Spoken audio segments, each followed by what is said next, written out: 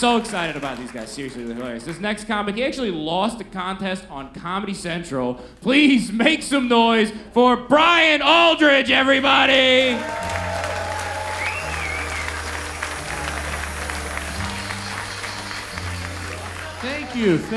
Thank you all.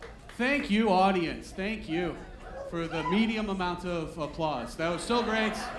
How about one more real nice round of applause, everybody, for me? I'm charming. I smile. People like it. It makes me feel good. Whenever I do a show in Florida, I always ask right off the bat, I ask, who lives here all the time? Like, who lives here all the time? Not 6 months in a day, who lives here? Enough. I'm one of you now. I'm a Florida resident. Thank you for having me. Yeah, sometimes that's the reaction, and sometimes it's like, you can still move back. That would be great if you would do that. I'm kind of a transplant, but I've been here 5 years. That's 5 hurricane seasons, damn it. All right, I've put my time in. I'm a Florida guy. I do Florida I yell at people. Like, take your ass back to New York. I do that shit. Yeah. I'm a guy from Florida. I call every Cuban person Mexican. That's what I do, audience. Because I don't know the difference, and neither do you. Don't pretend you do. You would think I would know the difference, right? Because my wife is Mexican. Maybe she's Cuban, right? It's one of the brown ones for sure. I'll do an audience participation bit right off the bat to get you guys fired up. I'll ask a question of the audience, and if you know the answer, just yell it out. Let's get rowdy, have fun. Let's pretend the sun went down. Let's get crazy in here. You're at the beach, okay? Put it in your mind, you're at the beach. Maybe one of these beautiful beaches on the Gulf of America. And you're at the beach. I like to see where my enemies and my friends are. You're at the beach, jellyfish stings your friend, what would you do? Pee on him. No hesitation, pee on him. He'll stop hurting. We know that now. We know that immediately, but how, right? How did the first guy know? That's a hell of a gamble. His buddy is just laying in this, oh my God, the jellyfish, and he runs up all confident, like, hear me out. Is that joke stupid? Yes, audience, that joke, very stupid, but I was public schooled, so I'm a moron. Public school, who did it? Who went to a public school? What did you learn? Nothing, number one, nothing. You know what I learned? My fancy public school, Roman numerals. I, V, X, all that stuff. We shut down 3rd grade for a week to learn Roman. Thank God I know Roman numeral, right? Because now I know which Super Bowl I'm watching on TV. Yeah, and which Rocky movie comes on later on TBS. You don't want to sit through Rocky V again. That one was objectively horrible. Now, public schools teach kids anatomy in their health class. My best friend has a 10-year-old son. That boy knows the complete anatomy of a female's body. When I was 10 years old, I didn't know what a fallopian tube was. I'll be perfectly honest, I don't know what a fallopian tube is right now. That's not even my fault. Fallopian tube. Sounds like a fun slide at a water park. You could trick me with a good commercial. Come on out this summer, slide the fallopian tube. Like, I'm there. I'll even slide head first down that one. I didn't get to learn about this kind of stuff in some classroom with a teacher. I had to learn about this stuff the hard way, busting in on my parents and having them explain to me what I have just saw or seen. Saw. I don't know. Saw-in. I had saw in it. Just a little dumb version of me busting there like, hey mom, like, who's that guy, right? Why is dad videotaping? Like, you don't understand. You don't know what a boom mic is. You're a kid. You just want to know your mom's okay. You have follow-up questions. Oh no! Was mommy stung by the jellyfish? And from earlier, right? We did that one earlier, brought it home there. So this happens to me again later in life. This time I'm like 20 years old, and I was home from college, and I thought my parents were at work because it was the middle of the week, and I was wrong. It happens. But busting in on your parents is a lot like the chicken pox. Because the later in life that happens, the more likely it is to kill you. You're all very nice people, and I'm glad you came to this show. I'm not going to ruin your Thursday night, being all gross and graphic and telling you what I saw when I walked in on my parents when I was 20 years old. But I will tell you this. I don't kiss my mom goodnight anymore.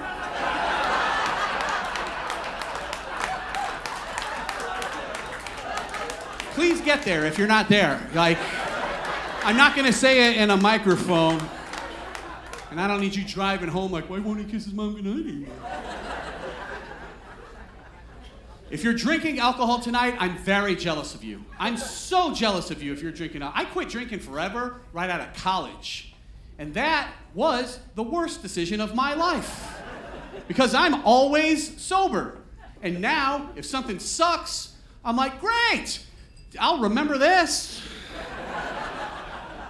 Vividly. People will ask me what happens. When you're an adult and you don't drink alcohol, nobody's proud of you. Nobody's like, oh, you don't drink alcohol? That's so amazing. I'm so proud of you.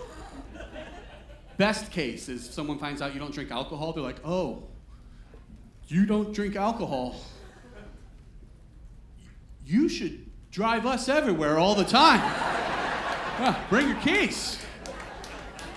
And I do it because I'm a good friend. But if you agree to be the designated driver, you don't just drive your car. You're not just a chauffeur. You're also, oh, sorry about that. That's my bad. I'm so sorry. I'll just start over. Who lives here full time? Who lives in Florida full time? Not 6 months in a day. Who lives here full time?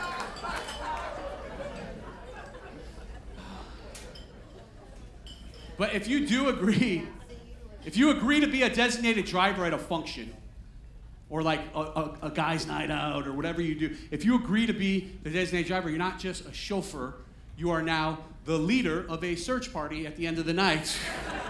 You gotta gather those bastards up, and they wanna leave, and they're having fun, and you gotta talk to them.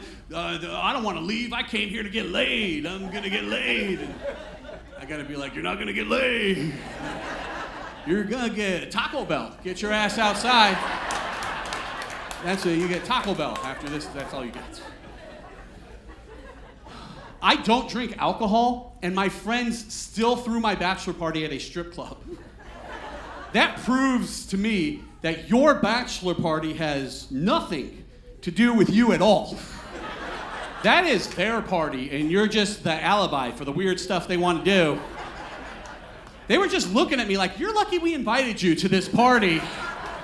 You sober piece of shit. You're just here to drive us home at the end of the night. That's your only job. This is not popular in the state of Florida, but I have 2 gripes with strip clubs.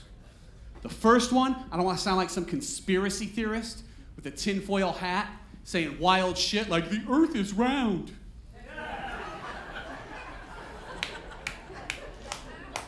But I think, audience, I think the women who work at these strip clubs lie to you. They can't all be in nursing school, damn it. That is statistically improbable. But if they are, I'm a pretty big contributor to the nursing school scholarship program. So if you ever had a good nurse save your life, I might have paid her tuition, $1 at a time. All right. You guys think it's a big deal? They came late, it's not a big deal. Before we started earlier, everyone just said their name and how many sexual partners they had. And that's a small price to pay for coming late to the show and sitting. I'll start over. Who lives here full time? The other problem I have with strip clubs is that I work on weekends. Most of my shows are Thursday through Saturday, and I'm out of town a lot. So we had to have my party when I was home, and everybody could get together from their normal jobs, we had my bachelor party at a strip club on a Tuesday. I don't know if you've ever been out to the strip club Tuesday night. That's not the starting lineup. You are deep into the bench on Tuesday nights. You might even see a developmental player in there towards the end, and I don't know what that is. The main event of your bachelor party, the main event is your friends pay one of the women money, and then she brings you on stage and she embarrasses you in front of everybody. Well, the woman that they paid money to wasn't super pretty, okay? And it's not her fault. She working hard as she can at a strip club on Tuesday. We don't know her story. Maybe God made her not very pretty. But I'm sure meth also made her not very pretty. I think that the meth had more to do with it. Call me crazy. She had a big-time drug problem, okay? She wasn't ashamed of it, though. It was part of her. She had some fun with it. She leaned into it. She even chose Crystal for her stage name, right? Because of the crystal meth. That was stupid, but I still did it, and I think I will keep going. So now Crystal, the ugly stripper, and some of her teeth take me up onto the stage. Yes, some. She did drugs, guys. It's serious. A lot of judgy faces out there right now. Ew, she's missing half of her teeth. Yeah, she's missing half of her teeth, but I'm more of a mouth half full kind of guy, all right? She had the other half. You know what? And it distracted me from her very big penis, audience. That's what it did. Yeah, it's not a big deal. Not a big deal. It's 2025. You don't flinch at that anymore. We don't fire women when they have a penis. You sit in a chair and take that lady's penis in your ribs like a real man. You're like, what is that I'm feeling in my ribs? What am I feeling? Progress, that's what that is. That's a few inches of progress between like your fourth and fifth rib area. Hey, wear a t-shirt for a little while after this party. Because if somebody sees the bruise formations, they'll get curious, ask you questions like, hey, did somebody punch you right in the ribs? And were they holding a mushroom? And right? And you gotta be like, nah. We had a bachelor party, lady had a wiener, got a little weird. It's not a big deal. So, oh, you must have went on Tuesday. You went on Tuesday? Yeah.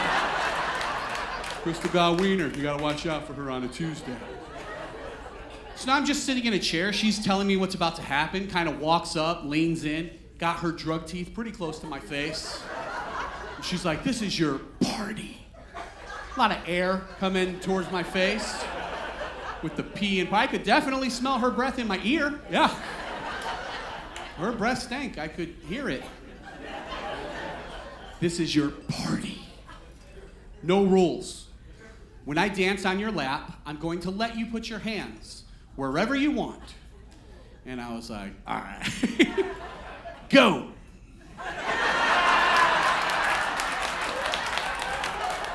Because you're ugly, so you gotta cover the eyes. Maybe the ear too, right? You gotta cover the ear because you stank a little. Look, audience, it's not my fault I'm a moron. We give morons attention and microphones. Here's how I found out I was a moron. I went somewhere with people who were my friends that didn't go to high school with me. And I realized how uneducated I was. We went to a zoo as young adults. And I saw a rhinoceros. And I freaked out because those have been dead for 100 million years. That's not even my fault. It got a horn and susurrus. I can make that mistake. And I'm freaking out. And then instead of like, they think I'm joking because I'm a funny guy and I just had to go along with it like, oh, joke. Right now was my admission that I didn't know. Everyone thinks the generation younger than them is ruining the society. But I'm in my mid-40s. Everyone my age, everyone a little older, has had this as part of their adult life. Their whole time they've been an adult. There's been a television show where a woman can go on TV and they will tell her who the father of her baby is. And they've had enough people that they've done it 5 days a week for 25 years. It's called the Maury Povich Talk Show, if you've never seen it. If you've never seen it because you have a job or someone who loves you back at home, don't worry, I'll just tell you what happens on every episode in under a minute. 5 days a week, 25 years, a woman will bring a baby on TV. She doesn't know who the father of the baby is. So the people at the Maury Povich Show, they'll just fly every guy from her neighborhood out to the show. They'll run a DNA test, and they'll figure it out, and then they'll yell at her. That's what I don't like about the show. The show's only designed to embarrass the woman. The woman is the only one being held accountable for what she's doing. They bring her out first. They make her feel bad. They call her names like a hoe or a slut. But you know damn well any man they flew out there, he probably slept with twice as many women back home. But men get away with it. Men sleep around, and we hold women accountable. Who says that's a bullshit double standard? Right? Yeah. You see that? That's how you find the whores in an audience. I tricked you. I was setting that up. Ever since I was like, I'm a moron. I know what a rhinoceros is, okay? I was setting you up. You gotta know your audience, and you gotta know if there's whores in the audience. And you can't just have a microphone and be like, are there any whores in the audience? They don't clap or raise their hand. You gotta trick them. Now that I live in Florida, I noticed something about myself. I'm willing to help a person in need. I'm willing to help a person in need based mostly on whether or not I like their sign.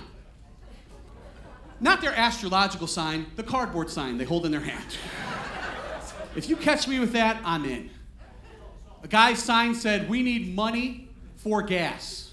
And the woman with him had a gas can. That checks out.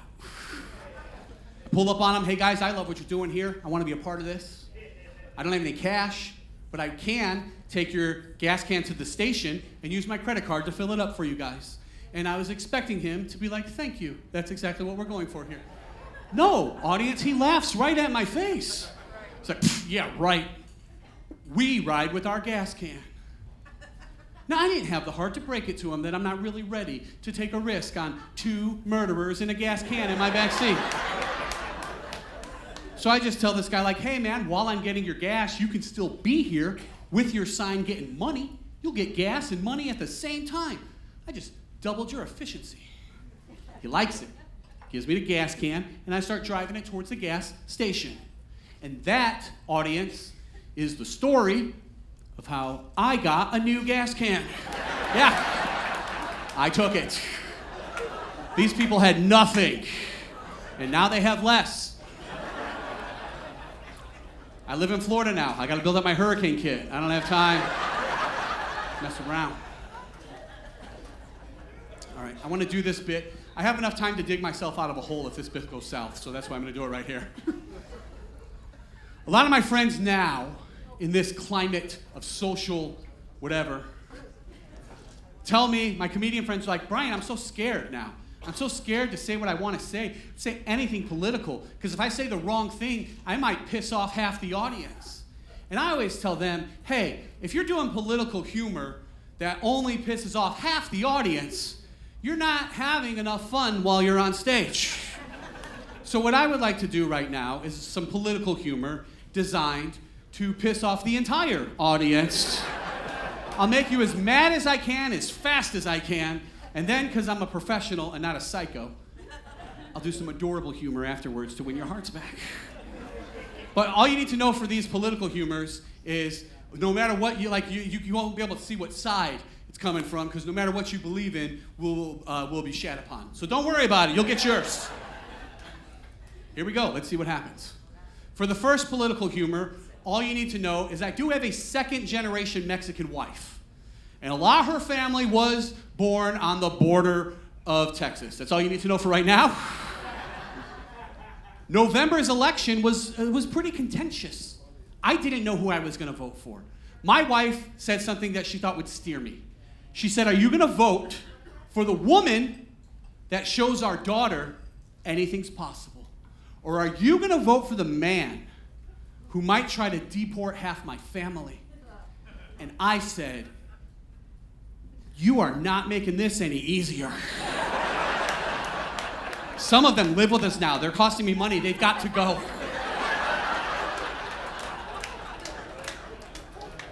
One thing became clear to me, though. One thing became crystal clear. I could not vote for Donald Trump. I could not vote for Donald Trump. Not after what happened on January 6th. Because apparently, when I stormed the Capitol, that was a felony. And I was ineligible. So, it's good to be out. Good to be out. Pardon me.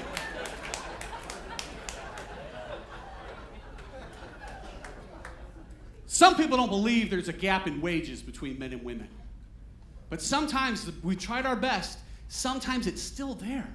Sometimes, for every $1 a man makes doing a job, a woman might only get 70 cents doing the same thing. That's not fair. We got to fight to make it fair.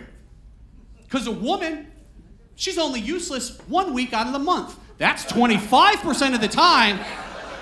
She should get 75 cents on every dollar.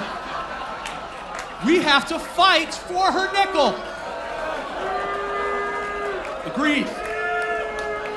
Anyone booing, I agree with. It's a terrible thing to say. I'm only kidding. I think women should get the same money as men, but I also wish you could stand up on stage next to me and watch me tell that joke to an audience. Because there are some pissed off looks on the women's faces. And I'm never sure if they're whole pissed off because the wage gap thing or just because there's too much math in what I'm saying and they can't understand me. But either way, I nailed it. I did it. Everybody's mad. That is full anger. If you had something, you would just throw it at me right now. But you probably missed because you're a girl. And now it's the end. That joke had a false bottom. But it is over now. That's all of it. Now's the hard part. Winning your hearts back, audience. I'm willing to put the work in. Here's my first joke in my road to redemption. It has a small dog in it. Right? Yeah, some of you are like, he's a piece of shit, but I kind of like dogs. I have a small dog named Licorice. Right? Licorice is a pug. If you don't know what a pug is, that's a very small dog. He is a small dog. He got like a smashed-in face and a curly tail, and he can't really see or breathe or anything like that. And all day he just bumps into stuff and pees on it because it scares him. How cute was that? Let's get you all the way home. My favorite place, audience, my favorite place in the whole world to fart, elevator. Not when it's full, I'm not an animal. But there is a perfect time to fart in an elevator. Some of you say, sure, as you leave the elevator. I respectfully disagree. Because if you fart as you leave the elevator, you don't even get to enjoy the reaction on their faces. You just wasted a fart. That's the tree in the forest of your farts. Here's the perfect time to fart in an elevator. You ever been by yourself at an elevator? You're all by yourself, about to get that solo ride. As the doors close, some psycho runs in, sticks his arm in the door. Audience, that man took something from you. So as soon as the doors close and you start to move, you look right at his stupid face, and you fart as loud as you can. Make some eye contact, yell at him. Be like, don't sniff around looking confused. There's two of us in here. You know that wasn't you. Do this thing where you wave a fart at a guy's nose you just met. I'll guarantee you the next time he's late for the elevator, he just runs towards it and then remembers you and he's like, I better wait for the next one. 'Cause that fart guy might be in there. I don't want to leave without giving you the good news. Over the summer, our daughter graduated from high school, and we were very proud of her. I understand that like 95% of people do it, but we were still proud of her, damn it. And when they graduated together, all of her friends threw a party, and at their high school graduation party, they had some pot brownies.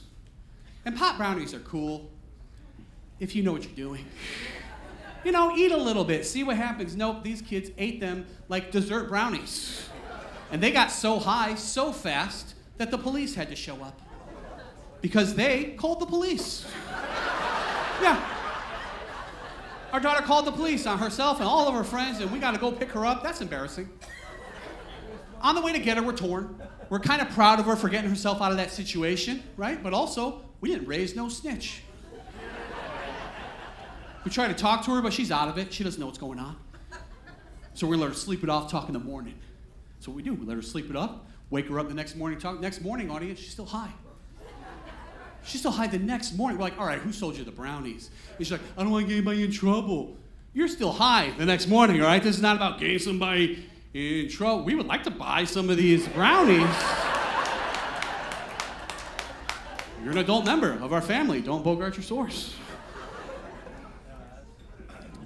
Last favor I'll ask of the audience before we bring up the headliner. See these on the side? That's my social media. We're trying to make some money off of that. So I got videos out now that I'm making, and they pay me some money when the videos come out. So if you want to join me on the social media, that's my Instagram. I got the TikTok, same thing. As I'm begging you, I got 25,000 followers. I don't need any of you. That would be, not kidding. I would love all of you. So I have cards, one, it says it right there, so if you snap a picture of that and follow me later if you wanted to. The other is I have cards, business cards, to market myself, and here's what I made a good thing with those. I put a little QR scan code thing on it, so you don't even have to take the card and throw it away in front of my face. As I'm begging you all to follow me on social media, I realize I forgot those cards in my car. But if you liked what I did up here tonight, take a chance. Come to the car. It's in the garage right across. Guys, thanks for having me. Enjoy the rest of the show, guys. Thanks.